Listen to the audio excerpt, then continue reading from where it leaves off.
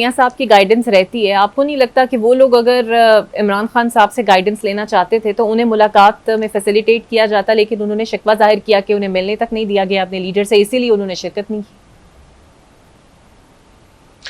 دیکھیں, میں اس پہ بڑا ایک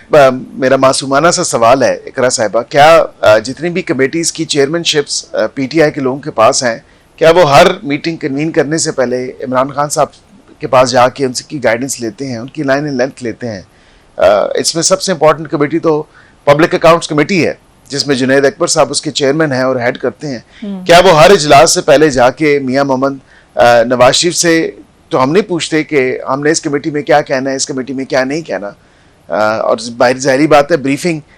تو وہاں پہ بالکل تھی, اور یہ اوور نائٹ نہیں تھا کوئی معاملہ. یہ آپ کو پتہ ہے کہ دہشت گردی کا ناسور جو ہے وہ بڑے ٹائم سے دوبارہ سر اٹھائے ہوئے ہے, اور گائے بگائے مختلف پارٹی کی میٹنگز میں, پولیٹیکل میٹنگز میں یہ ڈسکشنز ہوتی ہیں, اور اسی گائیڈنس کو ہی آگے لے کے جایا گیا تھا. جس طرح ان کی جیل میں ملاقاتیں بھی ہوتی ہیں, میٹنگز بھی ہوتی ہیں, لائن اینڈ لینتھ بھی ان کو ملتی ہے,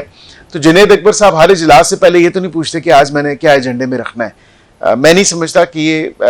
کوئی ایسی ضرورت تھی کہ ان سے جا کے مشاورت, کوئی ایسے ڈیسائیسو سٹیپ تو نہیں تھا. جب ان کیمرہ بریفنگ تھی اور اس کا نام تھا کہ نیشنل سیکیورٹی کے اوپر بریفنگ ہے, وہاں پہ کوئی فیصلہ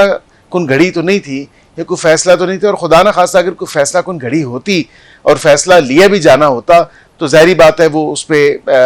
کہہ دیتے کہ بھئی ہم ایبسٹین کریں گے, ہم اپنی لیڈرشپ سے کنسلٹ کریں گے, ان کا ویو پوائنٹ لیں گے, پھر آپ کو آ کے جواب دے سکتے ہیں.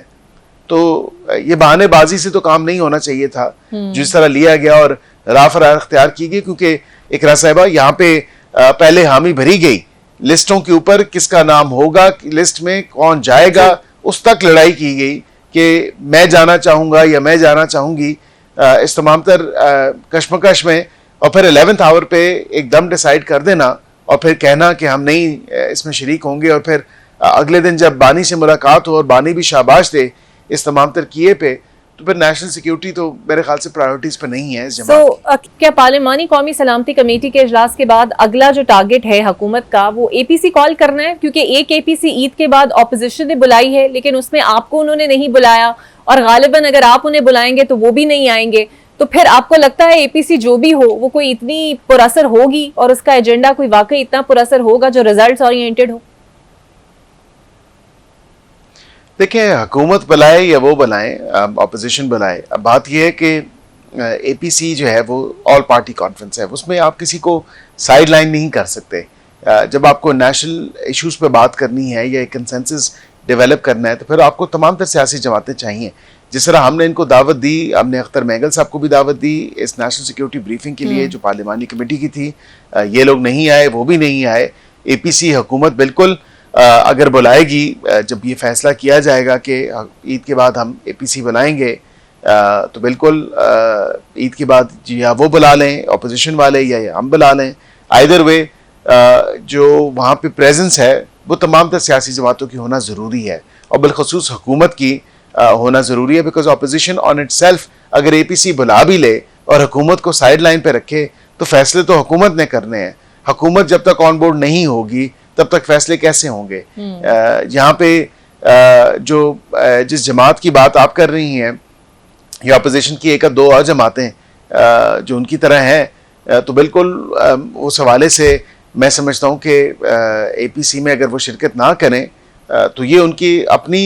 سیاسی نقصان ہوگا, اپنا جو ہے ایک قومی نقصان ہوگا, نہ کہ اور ان کی اپنی ذات کو نقصان ہوگا, نہ کہ حکومت کا کوئی نقصان ہے. حکومت تو with a greater majority of opposition, جو کیونکہ اپوزیشن میں بھی کئی جماعتیں ہیں جو بیٹھتی ہیں, خالی ایک پی ٹی آئی نہیں ہے, اپوزیشن میں دیگر جماعتیں بھی ہیں, تو وہ گریٹر کنسنسس کے ساتھ جو ہے بالکل وہ لے کے آئے گی جو بھی اقدامات اٹھانے ہوئے. اچھا سر, ایک آخری سوال. دیکھنے میں یہ آیا ہے کہ حکومت سے لیویز کا مسئلہ ابھی تک حل نہیں ہوا, اور 90% حصہ بلوچستان کا بی ایریا ہے, سرداری نظام اب بھی وہاں پر ہے. آپ کو لگتا ہے جب تک یہ مسئلہ حل نہیں ہوگا تو اس مسئلے کا حل نکلنا ممکن نہیں ہے؟ دیکھیں, میں سمجھتا ہوں کہ بالکل وہ ایک بڑا پرٹیننٹ آپ کا پوائنٹ ہے کہ وہ مسئلہ بھی جو ہے وہ اس کو بھی اس لینس سے دیکھنا چاہیے, اور بالکل جو وہاں پہ صوبے کے حق ہیں, جو حقوق ہیں, وہ اس کو ملنے چاہیے. اور اسی حوالے سے اگر کوئی ڈسپیرٹی ہے تو اس کو بھی ایڈریس ہونا چاہیے. لیویز کا جو معاملہ ہے وہ بالکل جو منسٹری آف ڈیفینس ہیں, انٹیریئر ہیں, وہ بالکل اس کو دیکھ رہے ہیں, اور جو پاسبل سولوشن ہوگا, جو وائبل سولوشن ہوگا, وہ اس پہ جو ایک بیسٹ وے فارورڈ ہوگا وہ گورنمنٹ آف بلوچستان کو آن بورڈ لے کے جو ہے ان کے ساتھ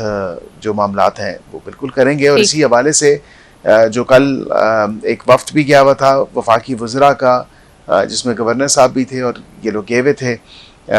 کوئٹہ, اور وہاں پہ چیف منسٹر صاحب سے ملاقات ہوئی, اور ان کی جو بھی ڈسکشنز تھیں اس حوالے سے, جو ان کی ریزرویشنز تھیں, ان کو بھی ایڈریس کیا گیا. ٹھیک ہے, بہت شکریہ آپ کا بیرسٹر